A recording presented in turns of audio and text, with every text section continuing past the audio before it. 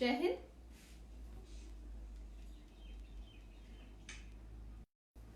Welcome students for the online classes of KVS Delhi region, and today we are here for the physical education class. This class is for 11th class students, chapter 8 anatomy, physiology and kinesiology in the sports, fundamentals of anatomy, physiology and kinesiology.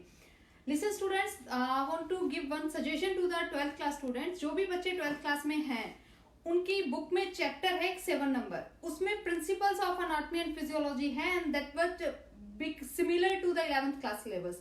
अगर 11th class में है कि what is muscular system, तो 12th class में है what are the effect of exercises on muscular system. तो exercise के effect को मस्कुलर सिस्टम पर समझने के लिए आपको जरूरत है कि आप बेसिक समझे कि what is muscular system. Same with circulatory system and respiratory system. So I will suggest 12th class students also to attend these classes for the chapter 8 fundamentals of anatomy, physiology and kinesiology. Let me start the class. Am I audible to you? Please give yes in the comment box.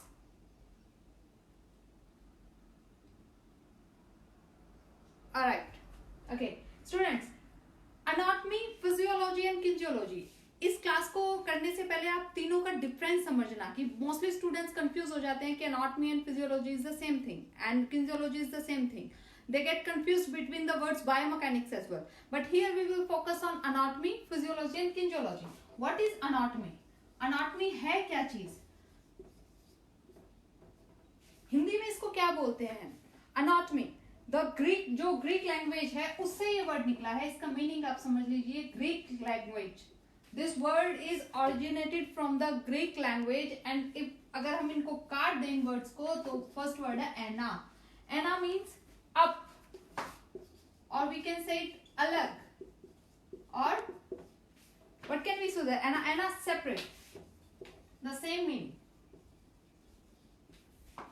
Anatomy arrived from the Greek language ana plus tomy. What is the meaning of tomy?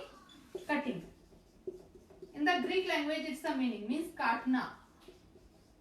So what do you mean by anatomy? Anatomy का नाम इसलिए पड़ा क्योंकि सबसे पहले जो ये science develop हुई थी वो हुई थी कटे हुए अंगों से, the cutting parts of the human body or the living beings. That's why it's come anatomy. अब शरीर रचना विज्ञान, हिंदी में बोलते हैं इसको रचना विज्ञान.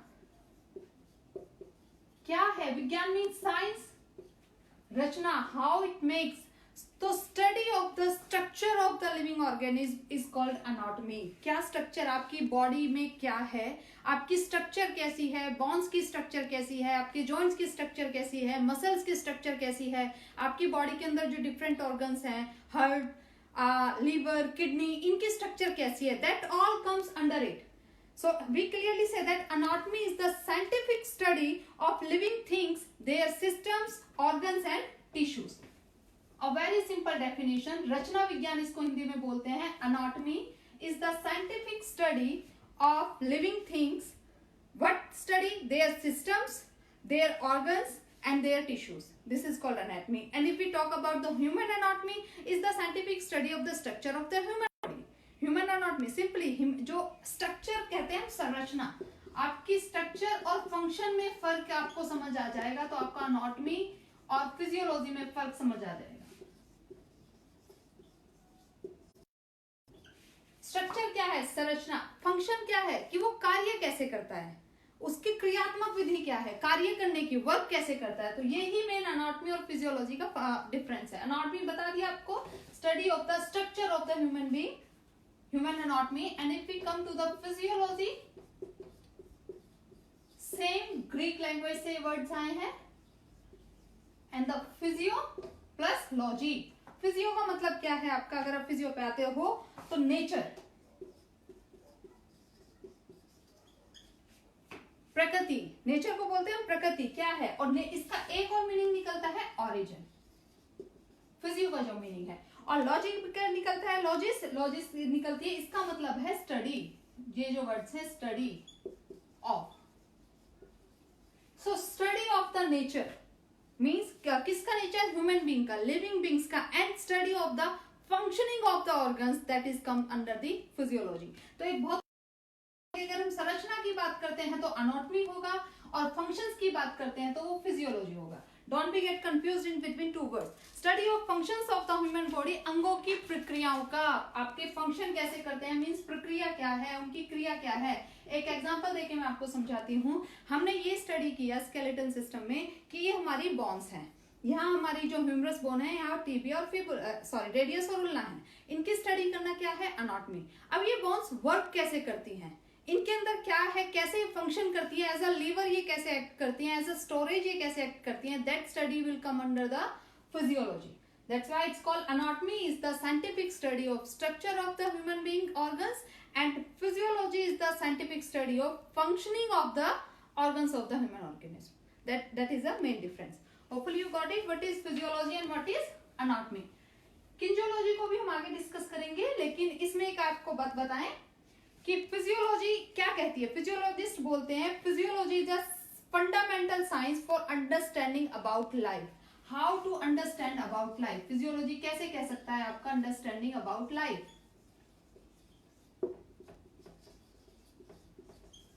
अब हमें लाइफ को समझना है तो क्या समझना होगा, जो भी ह्यूमन बीइंग है मेड अप ऑफ सेल्स। तो लाइफ को समझने से पहले हमें सेल को समझना होगा कि सेल क्या है, सेल से फिर हमारा टिश्यू बनते हैं, then further carrying on process is going on. So physiology is a fundamental science for understanding about life, how to understand, how to go about treating disease, जो भी हमें बीमारी हो जाएगी उसको हम कैसे ट्रीट करेंगे, and all question marks come to upon cell. आपको कोई बीमारी होती है, क्यों अगर कोई भी डिजीज हुई तो क्या डैमेज होगा, सेल डैमेज होगा, और उस बीमारी से अगर आपको रिकवर करना है तो हमें स्ट्रेंथ किसको देनी पड़ेगी, cell, because it's the basic unit of human being.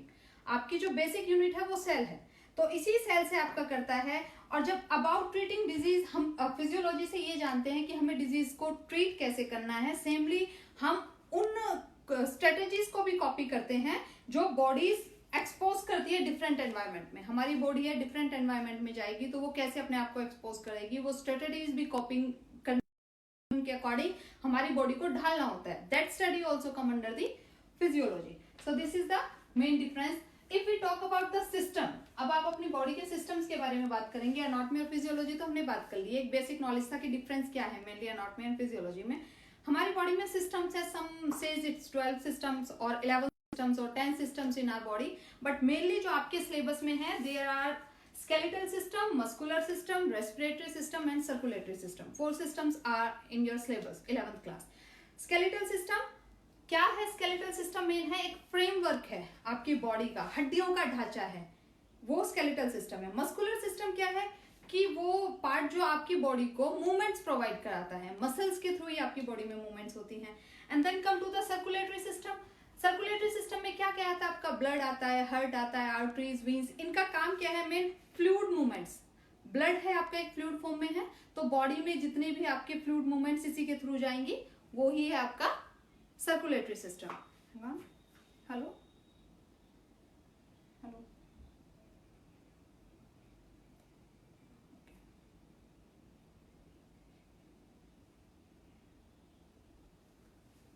video is blurred. Let me check my connection if I can change it. Students, give me a sec. Someone called me. Its video is blurred. Let me check first.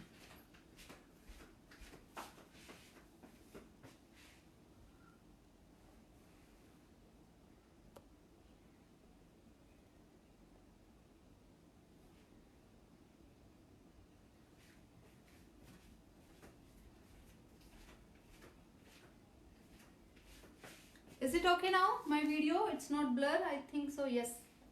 Maybe because of the connectivity issue. Okay. And then we come to the digestive system. Digestive system में आपके जितने भी body digestive system के organs हैं आपके mouth से शुरू हो जाते हैं और आपका large intestine, small intestine, then anus, all process goes up to the excretion of the waste food. वो एक्सक्रिएटरी सिस्टम में आ जाएगा, लेकिन डाइजेस्टिव सिस्टम का प्रोसेस वहां तक फूड को पहुंचाना है। तो ये क्या इसका मेन फंक्शन क्या है, आपका एनर्जी प्रोडक्शन है। डाइजेस्टिव सिस्टम आपकी बॉडी में एनर्जी को प्रोड्यूस करता है। Same respiratory system, energy production in your body through air. These are the main 4 systems. And इसके अलावा अगर हम सिस्टम की बात करें तो excretory system, endocrine system, exocrine system, आपका reproductive system, nervous system. But here we will focus on the skeletal system, muscular system, circulatory system and digestive system. Okay, अब हम मेन देखते हैं एनाटॉमी। मैंने आपको बताया क्या है एनाटॉमी, शरीर रचना विज्ञान, आपकी बॉडी की स्ट्रक्चर कैसी है। And then physiology.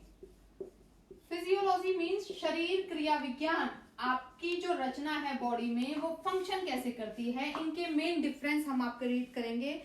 ये क्या है, structure, study of the structure of the living things.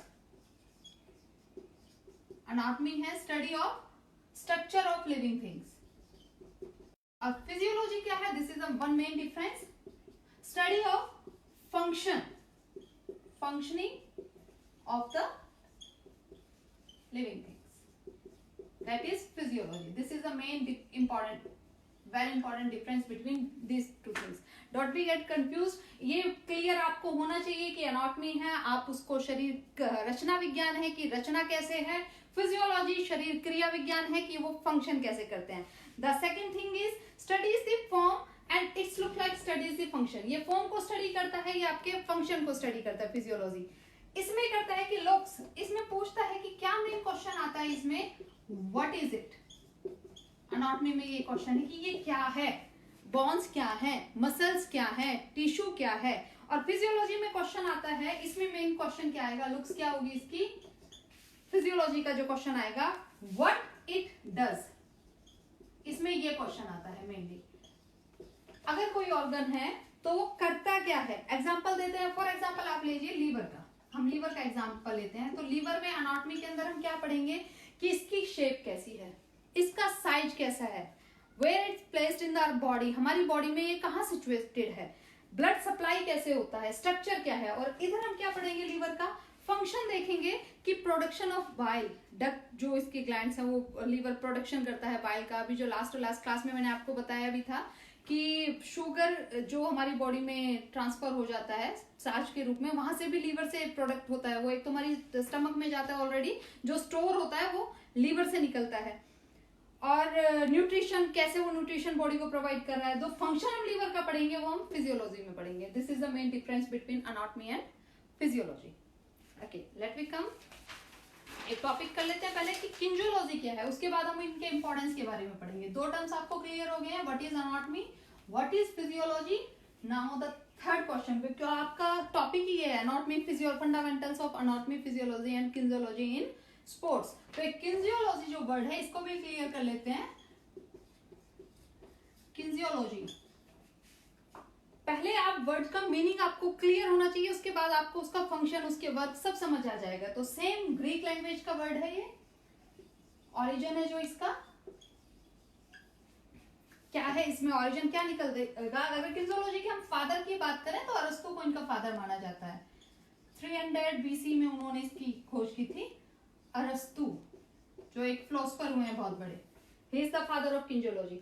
अब इसकी बात करें तो दो वर्ड से मिलकर बना है ये, सेम जो है same thing, kinesis. The first word is kinesis and the second word is logos. Logos तो सेम है जो आपका टू स्टडी और to know about, this is the meaning of logos. Kinesiology में जो काइनेसिस वर्ड है इसका मीनिंग है मोशन, गति। Now you get it. What do you mean by kinsology? Kinsology is the scientific study of human or non-human being in motion. Scientific study of human or non-human being or living things in motion. जब वो living or non-living whatever एक ball है, जब वो motion में है उसकी scientific study किंजियोलॉजी में आती है। एक ह्यूमन बॉडी, आप हैंड को रोटेट कर रहे हो, एक मोशन में हो, आप चल रहे हो, वॉक कर रहे हो, जॉगिंग कर रहे हो, whatever you are doing in motion, the study of that thing comes under the kinesiology. Simple meaning है, kinesis means motion, logos means study, to study of the motion of the living और non living things is known as kinesiology. ये हमारा basic वो था। अब अगर father बात करें तो अरस्तु इसके फादर है, मैंने आपको बता दिया, ग्रीक लैंग्वेज का ये वर्ड है। अब इसका नॉर्मली हम बात करते हैं कि ये एड्रेस क्या करता है किंजियोलॉजी की। अगर हम फील्ड की बात करें तो इसकी 4 वेल नोन फील्ड हैं किंजियोलॉजी की, जो इसमें स्टडी की जाती है। अब आप समझ जाओगे, anatomy is the part of kinesiology, physiology is the part of kinesiology, physics is the part of kinesiology and the mathematics is also the part of kinesiology. अगर इसकी जो 4 ब्रांचेस हैं study, anatomy, physiology, physics and mathematics. एक example बता सकते हो, what is the difference between anatomy and kinesiology? अगर kinesiology इतना वाइड है, ये किन्जोलॉजी है, तो एनाटॉमी क्या है? इसका ये पार्ट है। Anatomy is the part of kinesiology. Anatomy आपको क्लियर है क्या है, फिजियोलॉजी आपको क्लियर है क्या है, फिजिक्स में आप फोर्स, मोशन, मैथमेटिक्स में उनका कैलकुलेशन आ जाता है, then all this together comes under the kinesiology. That was the main thing. अब हम बात करते हैं इंपॉर्टेंस क्या है anatomy, what is the importance of study of anatomy, physiology and kinesiology. Same importance जाएगा तीनों का, कोई इतना वाइड करने की जरूरत नहीं, अलग अलग सेपरेट करने की आपको। मैं राइट डाउन कर रही हूँ, आप उनमें से अगर 3-4 भी याद कर लेंगे दैट विल बी बेनिफिशियल, क्योंकि इंपॉर्टेंट क्वेश्चन है। What is the importance of anatomy, physiology and kinesiology in sports? The first one is helps in physical fitness. कैसे आपके फिजिकल फिटनेस में हेल्प करेंगे?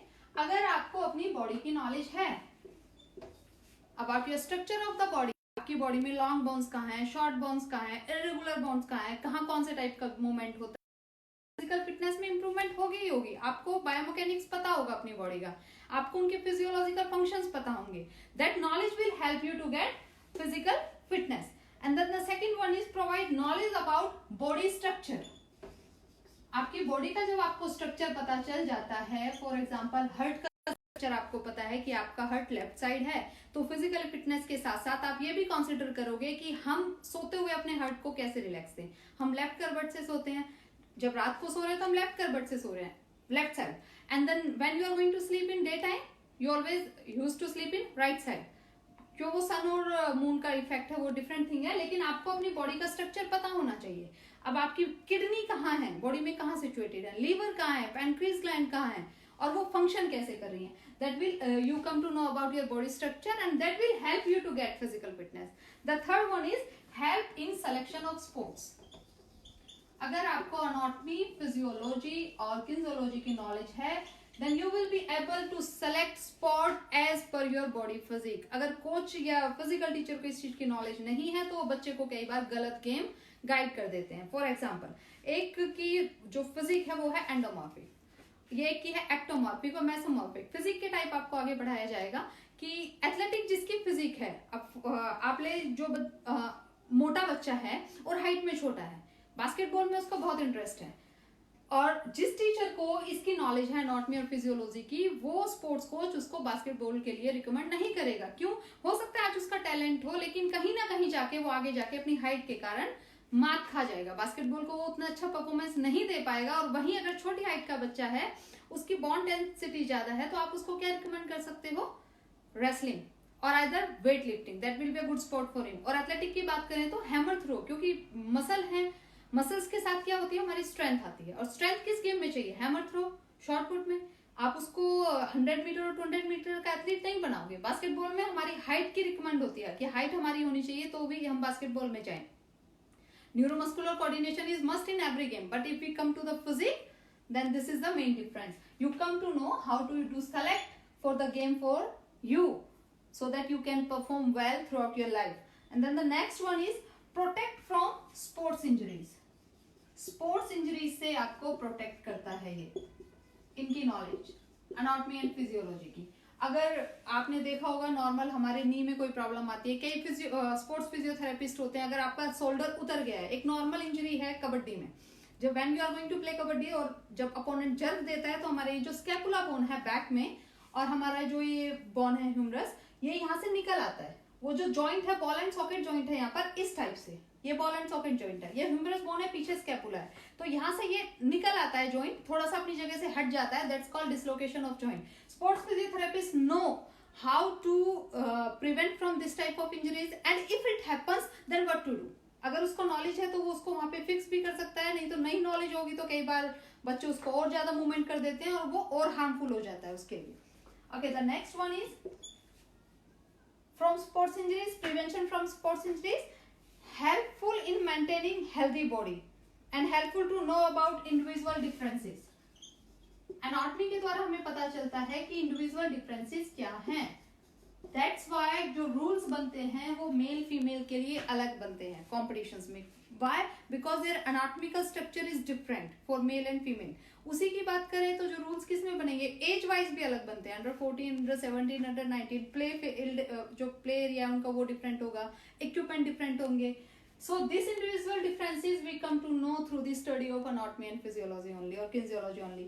And then the next one is help to understand the basis of motor skills. जो आपके motor skills होते हैं उनके basis को सीखने के लिए भी anatomy and physiology आपको help करता है motor skills की learning के लिए. और understand interlink between human structure and function. जो human का structure है और function है, वो फंक्शन कैसे करते हैं, उनके बीच में क्या लिंक है, इसको अंडरस्टैंड करने के लिए भी हमारा एनाटॉमी एंड फिजियोलॉजी हेल्प करता है. So these were the main important points of anatomy, physiology and kinesiology in sports. आप सभी को पता है स्पोर्ट्स क्या है, वो हम पहले क्लियर कर चुके हैं. Now we will discuss here the main topic. Now जो हमारा सिस्टम है मेन, हम उस सिस्टम पर आते हैं. I told you we are going to read 4 systems. Today we will read the skeletal system.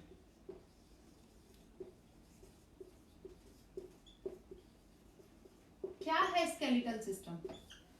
आपको बताऊंगी आपका हड्डियों का ढांचा, कंकाल तंत्र, जो आपने देखा होगा मोस्टली लैब्स में या कहीं पे भी लिखा रहता है. एक हड्डियों का ढांचा है जो आपकी पूरी बॉडी को फ्रेमवर्क करता है, आपकी बॉडी में एक लीवर की तरह काम करता है, आपको मूवमेंट्स के लिए बेस देता है. That is the skeletal system.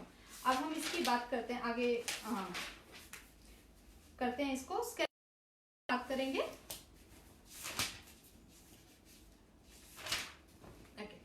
Body framework है. अब एक नॉर्मल आपको बताते हैं, आपसे पूछा जाता है how many bones are there in your skeletal systems में हम पढ़ते हैं bones and joints in your syllabus only. Otherwise इनमें कार्टिलेजेस भी स्टडी किया जाता है, पर आपके सिलेबस में bones, joints, type of bones, type of joints, ये आपके मेन सिलेबस में है. तो इसके जो इंपॉर्टेंट क्वेश्चंस हैं वो हम लर्न करेंगे side by side. 1 mark question that can be come in your exam.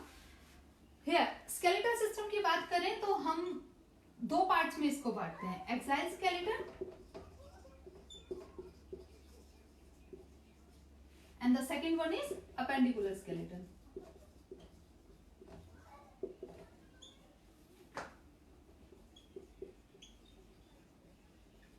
Exile skeleton system and appendicular skeletal system. Total bones जो हमारी बॉडी में होती है कितनी है वो भी सबको पता होगा, 206.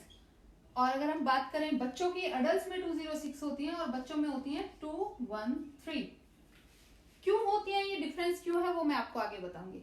अब एक्साइल स्केलेटन में हमारी हैं 80 बोन्स और अपेंडिकुलर में सिमिलरली 126 बोन्स. आपको ये स्ट्रक्चर पता होना चाहिए. 1 mark question, how many bones are there in appendicular skeletal system, how many bones are there in axial skeletal system. Axial skeleton और अपेंडिकुलर स्केलेटन क्या है वो हम आगे पढ़ते हैं. 80 बोन्स होती हैं एक्साइल स्केलेटन में और इनका रेशियो अगर हम बात करें तो हमारा क्या क्या आता है एक्साइल स्केलेटन में, क्या आएगा, हमारा स्कल, हमारी रिब्स, हमारी बैकबोन जो वर्टिब्रा कॉलम है, और अपेंडिकुलर स्केलेटन में क्या आएगा, आपके limbs, upper extremities and lower extremities and your pelvic girdle. All these bones are come in this part. अब हम एक्साइल स्केलेटन की बात करते हैं. तो स्कल की अगर बात करें तो स्कल्स में हमारे बोन्स होती हैं. इसके अंदर फर्स्ट सबसे पहले आएगा स्कल. आपको मेन बोन्स के नेम याद करने बहुत जरूरी हैं. तो स्कल्स में हमारी बोन होती है 28. किस रेशियो में होती है वो, अगर बात करें तो जो 8 बोन्स हैं हमारे स्कल में हैं, फ्लैट बोन्स हैं जिनके बीच में जॉइंट में कोई मूवमेंट नहीं है, ये कनेक्टेड है आपस से. अगर बात करते हैं आपके जो खोपड़ी जिसको बोलते हैं, ये आपका frontal, occipital, then parietal, temporal, 8 bones, totally 8 bones are there, 8. और फिर 8 के बाद है आपकी 14 आपकी फेशियल बोन्स होती हैं, जो आपकी नेजल बोन्स है, आई है, चिक बोन्स है, ये सारी टोटल मिलके 14 बोन्स है. And then 6 your ear bones. ये आपकी स्कल की 28 bones. You really don't need to remember the name of these bones, but remember one ear bone, name the smallest bone of the body. जो सबसे छोटी हड्डी है शरीर की वो है स्टेप्स, ईयर बोन्स है आपकी.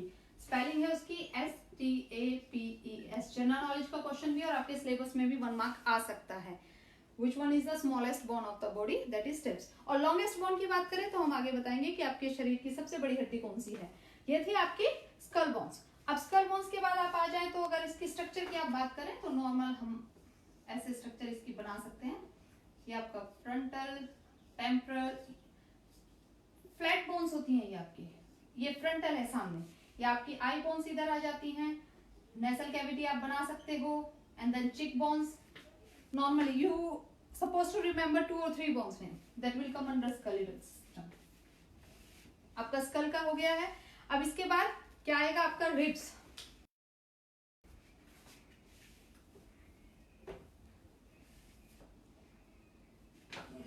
करना पड़ेगा. हम 1 by 1 इसको करेंगे. बोर्ड हमारे पास छोटा है. Axial skeletal system. कितनी बोन्स है इसमें? 80. 1 हो गया आपका स्कल का. स्कल की मैंने आपको बता दी है 28 बोन्स. हम काउंट करते चलेंगे उनको. सेकंड आपका क्या आ जाएगा इसमें? स्टर्नम. ये आपका जो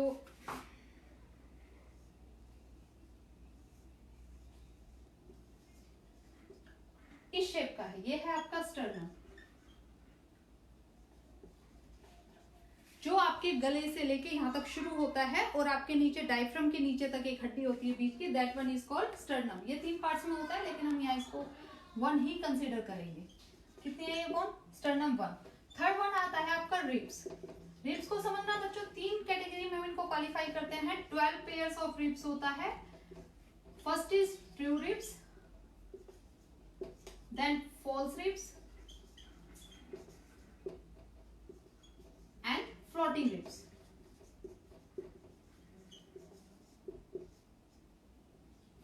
क्यों इनकी कैटेगरी ऐसे बनाई तो बताते हैं अभी कि इनको ऐसे क्यों कैटेगराइज किया गया है. ट्रू रिब्स वो होती हैं, अगर हम इसकी बात करें तो रिब्स को हम यहाँ कनेक्ट कर देते हैं एक बार. Let we see if we can make good drawing. The second one ribs का pair,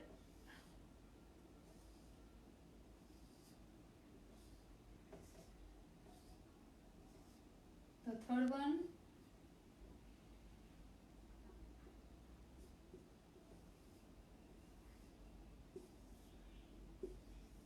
then fourth one. This is the your structure of ribs, जो ऐसे आपकी स्ट्रक्चर बनती चली जाती है. रिब्स है ये आपकी 12 पेयर्स होते हैं इनके, 6 इस साइड 6 इस साइड. तो 12 पेयर्स में जो फर्स्ट 7 पेयर्स हैं that will called true ribs, and the last 3 one 7 के बाद जो 3 आते हैं वो होते हैं आपके फॉल्स रिब्स, और ये होते हैं फ्लोटिंग रिब्स. इसका रीजन क्या है कि जो फर्स्ट 7 पेयर्स हैं वो डायरेक्ट आके आपके स्टर्नम से अटैच होती है रिब्स. ऐसे जो आपका जाल है जिसके पीछे आपके सॉफ्ट ऑर्गन्स प्रोटेक्ट रहते हैं, आपका हार्ट, आपके लंग्स, आपका नीचे स्टमक, जो रिब्स प्रोटेक्ट करती हैं. जो फर्स्ट पेयर है वो डायरेक्ट आके स्टर्नम से अटैच होते हैं, इसीलिए हम उनको बोलते हैं ट्रू रिब्स. और उसके बाद के जो 3 पेयर हैं वो स्टर्नम से अटैच नहीं होते, वो जो हमारा 7th पेयर है रिब्स का उससे आकर अटैच हो जाते हैं. 3 पेयर्स यहाँ पर वो स्टर्नम से जाके अटैच नहीं हो रहे हैं. हियर अगर ये हम इसको 7th रिब माने तो इसमें आके वो 3 पेयर अटैच हो जाते हैं. That's why they will called false ribs. And the last one 2 pairs are called floating ribs, क्योंकि वो निकलते तो हैं लेकिन वो कहीं अटैच ही नहीं होते, ना स्टर्नम में अटैच हो रहे हैं ना आपकी किसी रिब में. वो यहाँ साइड में जो आपकी बॉडी का स्ट्रक्चर होता है रिब्स का, वहां वो फ्लोट करते रहते हैं. अगर वहां कोई मुक्का मारता है, आप ऐसे पंच करते हो तो वो पीछे चले जाएंगे, पीछे से फ्लोट करते रहते हैं. That's why these are called floating ribs. So here 17 pairs, 12 pairs of ribs.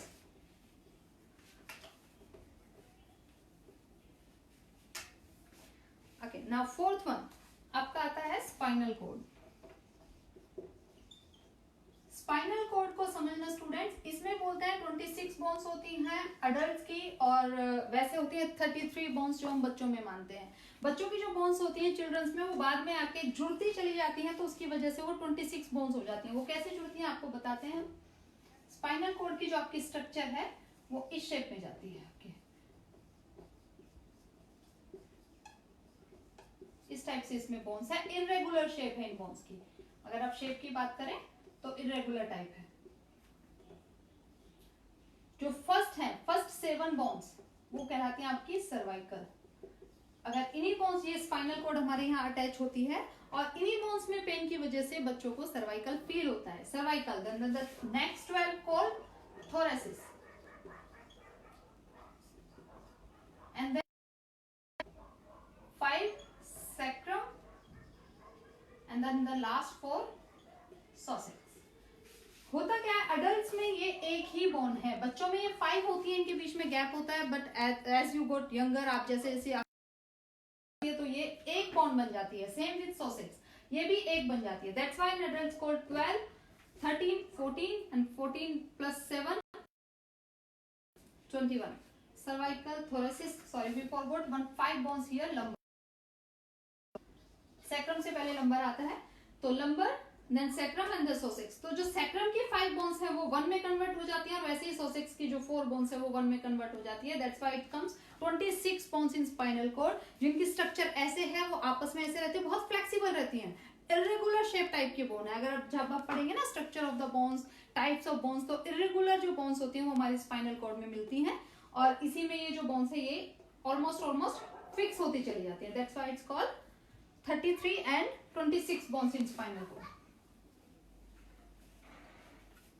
Okay, let we count here. Spinal cord 33 हो गया है आपका. स्टर्नम, रिब्स, हाइट बोन, एक आपका जो यहाँ पर बोन जाती है रिब्स, वर्टिब्रा कॉलम, एक हाइट बोन आपके यहाँ गले के पास होती है, उस बोन को भी हम इसमें ऐड करते हैं.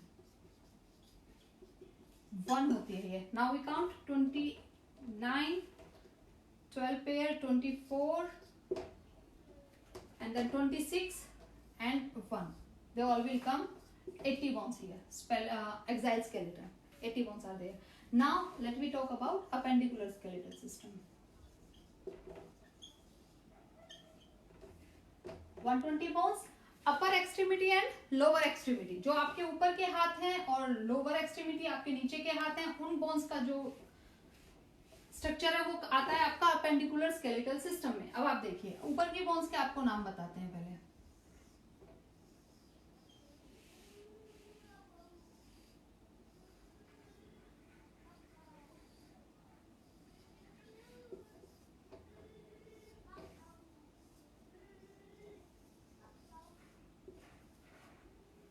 Here we go. This one is collar bones. आपकी बॉडी में 2 होती हैं. ये वाली जो हड्डी होती है सभी को गले में दिखती होगी, 2 हड्डियां दोनों साइड रहती हैं आपके जस्ट गले के नीचे. 2 आपकी collar bones. Then this one is scapula. मैंने बताया था स्कैपुला बोन्स के अंदर एक ह्यूमरस बोन है जो आपकी लॉन्ग बोन, इसका हेड फिक्स्ड होता है ऐसे. ये आपकी स्कैपुला बोन्स आ जाती है. 2 scapula, collar bones 2, then scapula, 1 in left side and another one is right side. This one is humerus bone, 2 humerus bone, and then come to here. This one is here the radius and ulna. जो आपके thumb की side bone है, right, आपके जो दोनों हाथ हैं इनके थंब की साइड जो बोन होती है, यहाँ 2 हड्डियां हैं आपके हाथों में, दिखने में एक है लेकिन इस साइड होगी रेडियस और अपोजिट साइड होगी ulna. Then 2 radius bones and 2 ulna. अब आ जाते हैं हमारे कलाई पर. यहाँ पर हमारी कलाई है जो रिस्ट, कार्पल्स इनको बोलते हैं. जो ये मूवमेंट होती है ना आपकी रिस्ट में 8 बोन्स हैं, 1 in 1 हैंड, सो 16 कार्पल्स. उसके आगे आ जाए तो ये हमारी 5 बोन्स हियर है, 1 2 3 4 5, both hands 10 metacarpals. And then the last one is phalanges. कितने हैं आपके phalanges? 3 3 3 3 3 12 and then this one comes 18 आपके phalanges होते हैं इसमें.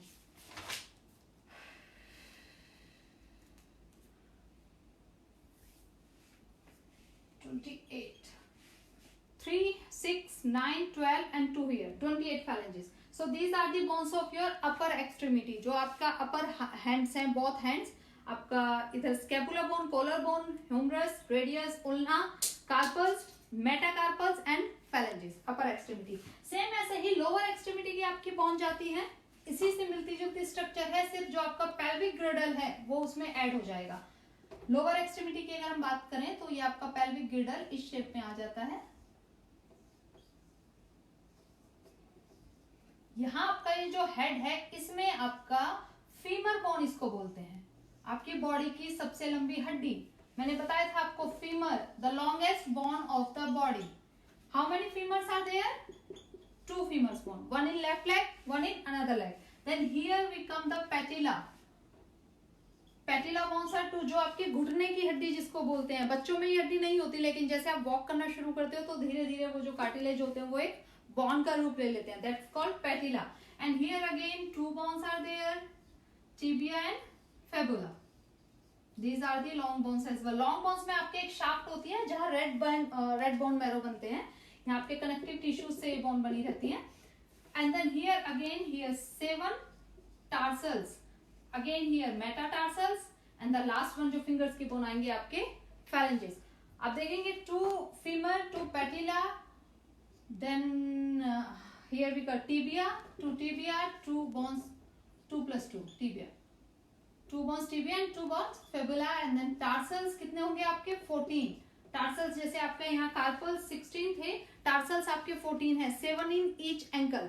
रिस्ट में आपके 8 बोन होती है तो एंकल में आपकी 7 होती है। देन metatarsals same 10, and then phalanges same. आपका phalanges इसमें पैर में आके कम हो जाएंगी। लोअर एक्सट्रीमिटी की बात करें तो सेम रहेंगे 28।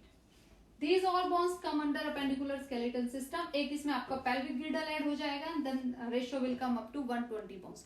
ये एक नॉर्मल था, आपको सभी बोन्स के नेम याद रखना जरूरी नहीं है, but if you can remember that will be good. But must remember the name of 2 bone, the longest bone femur and the shortest bone of the body is stapes which is in ear bone. Thigh bone आपकी longest bone होती है। The one more thing you suppose to remember, 80 bones in axial skeletal system and 120 bones in appendicular skeletal system।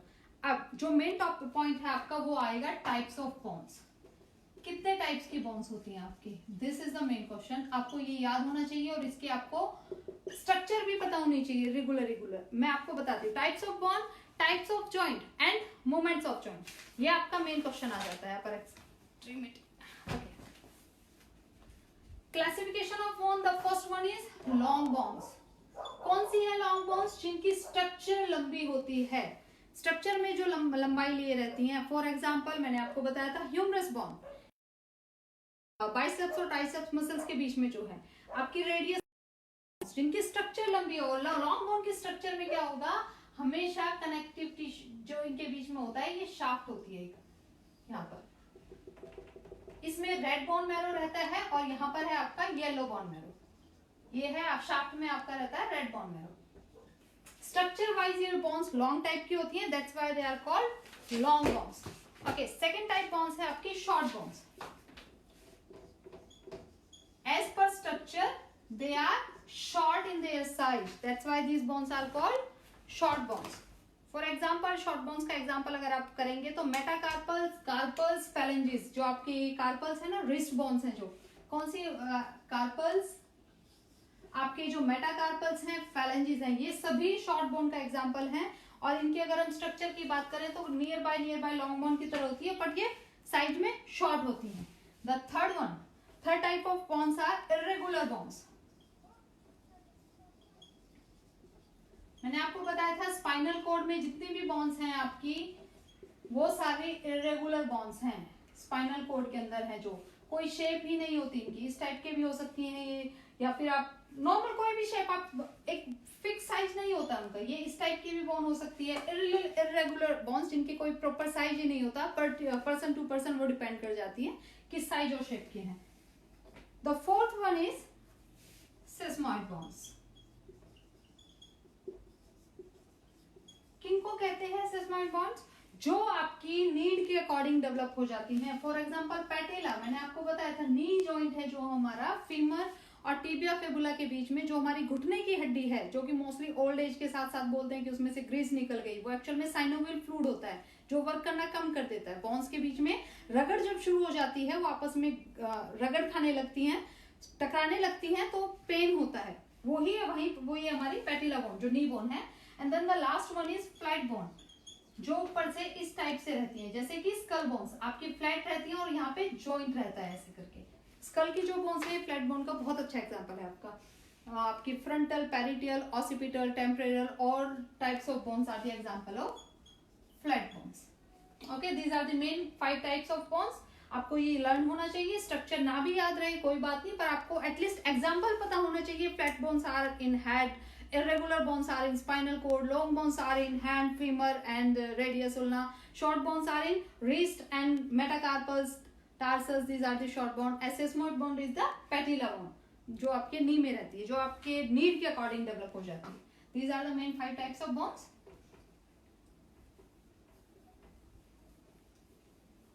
आपको bones की structure, पूरी body का framework आपके सामने आ गया है कि how many types of bones are there और उनके स्ट्रक्चर क्या है। अब हम बात करते हैं types of joints.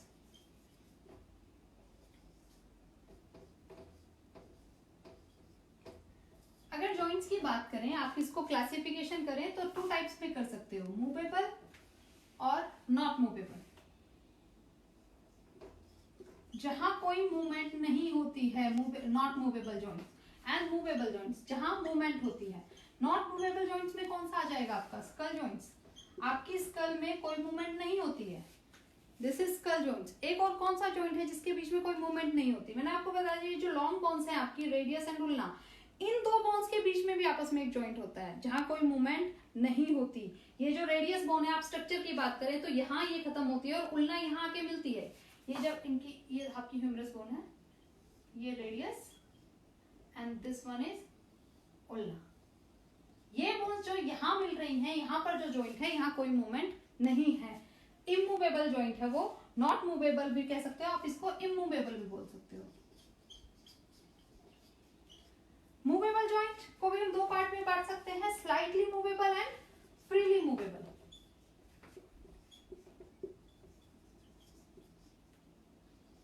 Slightly movable and freely movable. Slightly movable joint कौन से होंगे? जहां मूवमेंट बहुत कम होता है, स्लाइट मूवमेंट होता है, कोई बहुत एक्स्ट्रा मूवमेंट नहीं होता। जैसे कि आपके स्पाइनल कोड, स्लाइट मूवमेंट होता है, बोन्स ऐसे कनेक्टेड है आपस में और हल्के हल्के मूवमेंट होते हैं, उनमें flexion, extension, abduction, adduction, rotation, circumduction, ये मूवमेंट्स नहीं होते। These are the slightly movable joints. और फ्रीली मूवेबल जॉइंट्स को हम 6 पार्ट्स में डिवाइड करते हैं। टाइप्स ऑफ जॉइंट्स में जो लास्ट वन है आपका मेन यही है, फ्रीली मूवेबल जॉइंट्स, और there are 6 types of freely movable joints.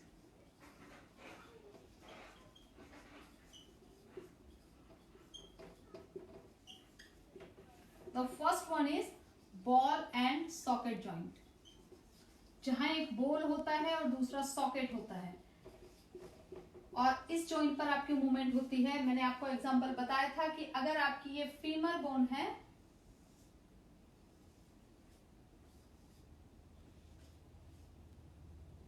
तो यहां आपका जो पेल्विक गिल्डर है उसके अंदर ये जो सॉकेट है, इसमें आके ये बॉल फिक्स हो जाती है। और अगर ये किनसे बंधी रहती है? ये कनेक्टिव टिश्यू रहते हैं जिनसे ये बोन्स बंधी रहती हैं। जॉइंट्स आपस में कनेक्टिव टिश्यू रहता है। और इसके अंदर फ्लूइड की बात करें तो यहाँ पर साइनोवियल फ्लूइड रहता है, जिसको गांव में बड़े बूढ़े बोलते हैं grease, that is synovial fluid, जिसकी वजह से वहां पर जो मूवमेंट है वो आराम से होती है। कोई अगर वो साइनोवियल फ्लूइड ना हो तो दो हड्डियां आपस में ऐसे रगड़ खाएंगी, और रगड़ खाएंगी तो उनकी जो ऊपर का सरफेस है वो डैमेज होना शुरू हो जाएगा, जिससे पेन बनता है। Synovial fluid must be there in the ball and socket joint. और जितने फ्रीली मूवेबल जॉइंट्स हैं जहां पे भी होगा वहां साइनोवियल फ्लूइड होगा, आपका कनेक्टिव टिश्यू होंगे, लिगामेंट्स होंगे जो उन जॉइंट्स को बांधे रखते हैं। This is ball and socket joint. Then second one is hinge joint, कब्जेदार। आपने अपना दरवाजा होगा, घर का जो डोर होता है वो कैसे खुलता है? कब्जा लगा होता है उनमें, वो जो आपके स्क्रू लगे होते हैं ना गेट के साथ, दैट कम्स एट कब्जेदार जॉइंट, हिंज जॉइंट। कौन सा जॉइंट होगा आपके इसमें? Elbow joint. Flexion, extension. Flexion means कोई भी बॉडी पार्ट आपकी बॉडी के पास आ रहा है, दैट्स कॉल्ड फ्लेक्शन, और वो बॉडी पार्ट से दूर जा रहा है, that's called extension movement of joint. तो हिंज जॉइंट आपका एल्बो जॉइंट और knee joint is a very good example of hinge joint. अगर आप इसमें बात करते हैं तो आप नॉर्मल इसमें दे सकते हैं humerus bone, and then this one is your radius and ulna, this is flexion and this is extension. ये आपका ह्यूमरस बोन है, रेडियस एंड उल्ना। इस जॉइंट को आपका जो कब्जेदार जॉइंट है, ये भी ऐसे ही बेटा टिश्यूज से बंधे रहते हैं, कनेक्टिव टिश्यूज से। साइनोवियल फ्लूइड यहाँ पर भी होता है, लेकिन ग्रेटर मूवमेंट जो होती है वो हमारी होती है बॉल एंड सॉकेट जॉइंट पे। Very good example of hinge joint is elbow joint and knee joint. The next joint is condyloid joint, the third one. ये जॉइंट कहां पर काम करता है? एंगुलर मूवमेंट्स देता है दो टाइप्स की, फ्लेक्शन, एक्सटेंशन, एब्डक्शन और एडक्शन भी। रिस्ट जॉइंट जैसे है आपका, अगर आप रिस्ट जॉइंट की बात करें तो ये आपका कॉन्डेलॉइड जॉइंट आता है। ये हो गया फ्लेक्शन, एक्सटेंशन, बॉडी पार्ट की तरफ आना, एब्डक्शन, एडक्शन। ये जो मूवमेंट्स है देखिए, फ्लेक्शन, एक्सटेंशन, एब्डक्शन, एडक्शन। ये रिस्ट जॉइंट आपका कॉन्डोलाइट जॉइंट का अच्छा एग्जांपल है। कौन सी बोन्स होती है हमारे यहाँ? Carpals. And then the fourth one is saddle joint. आपके थंब में जो रहता है, अंगूठा ही आपका एक ऐसा है जो डिफरेंट मूवमेंट्स करता है। सर्कमडक्शन पूरा नहीं होता, लेकिन ये फ्लेक्शन, एबडक्शन, एडक्शन, रोटेशन ये कर रहा है। सैडल जॉइंट, थंब जॉइंट जो आपका जाता है, a very good example of saddle joint, thumb joint. And then this one here, gliding joint. Gliding joint का बहुत अच्छा एग्जांपल है आपका स्पाइनल कॉर्ड, वर्टिब्रा कॉलम, जहां जो बोन्स हैं एक दूसरे के ऊपर ग्लाइड करती हैं, इरेगुलर शेप्स बोन्स हैं, ग्लाइडिंग जॉइंट का बहुत अच्छा एग्जांपल है वो। And then the sixth one is pivot joint. आपकी गर्दन में जो होता है, नेक में, जहां ये रोटेशन करते हैं, जहां एक एक्सिस पर, धुरी पर एक रोटेशन का काम होता है, that is called pivot joint. आपकी गर्दन का जो जॉइंट है, ये इसका बहुत अच्छा एग्जांपल है। ये थे हमारे मेन टाइप्स ऑफ जॉइंट। आप स्ट्रक्चर डायग्राम बनाना चाहें तो आप लर्न कर सकते हैं अपनी बुक से, नहीं तो अपने एक दिमाग में रखिए। आप जो 5-7 बोन्स हैं, जॉइंट्स हैं, उनके नाम याद रखोगे and one question will definitely come from this chapter, either type of joint, other types of bones, or what is the importance of anatomy, physiology and kinesiology in sports. What do you mean by anatomy? What is the difference between anatomy and physiology? These are the main questions here. Hopefully you got it. आपको skeletal system आज समझ आया होगा, और अगर किसी को भी नहीं समझ आया है तो वो जरूर बताएं। लेकिन अगर हम स्केलेटल सिस्टम की इंपॉर्टेंस की बात करें कि है क्या स्केलेटल सिस्टम, क्यों रीड कर रहे हैं हम, इसका वर्क क्या है बॉडी में, importance, functions of skeletal system. एक लास्ट टॉपिक है आपका आज की क्लास का कि functions of skeletal system. What are the functions of skeletal system? तो है प्रोवाइड सपोर्ट। आपकी बॉडी को क्या फंक्शन है? The first one is provide support. आपकी बॉडी को स्केलेटल सिस्टम सपोर्ट प्रोवाइड करता है। जितने भी आपको खड़े होने के लिए सपोर्ट, आपको बैठने के लिए support, all supports provided by the skeletal system with the help of other system, it's fine, but the main function of skeletal system is providing support. And then protection of internal organ. The another function of skeletal system is protection of internal organ. Internal organ का protection ये करते हैं, उनका बचाव करते हैं। कैसे? Ribs का मैंने आपको बताए थे, हमारे हार्ट और हमारे लंग्स का प्रोटेक्शन आगे से रिब्स कर रही है, पीछे से स्पाइनल कॉर्ड कर रही है और आगे स्टर्नम है। और हमारे लीवर का प्रोटेक्शन करते हैं, और भी जो हमारा स्कल है, ब्रेन का प्रोटेक्शन हमारी जो फ्लैट बोन्स हैं हेड की, वो करती है। Protection of protecting of internal its organs. Then third one is storehouse of minerals. जो हमारी बॉडी में मिनरल्स होते हैं उनका स्टोर हाउस भी बोन्स का है।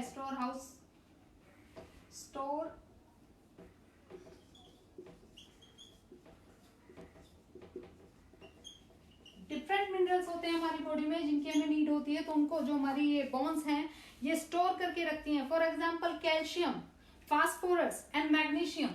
जो हमारी बोन्स में शाफ्ट होती है वहां पे भी स्टोरेज रहता है, और वो होती है तो वो वहां से स्टोरेज हाउस से वो जो स्टोरेज है हमारे मेन इनका मिनरल्स का, हम उनको यूज कर सकते हैं।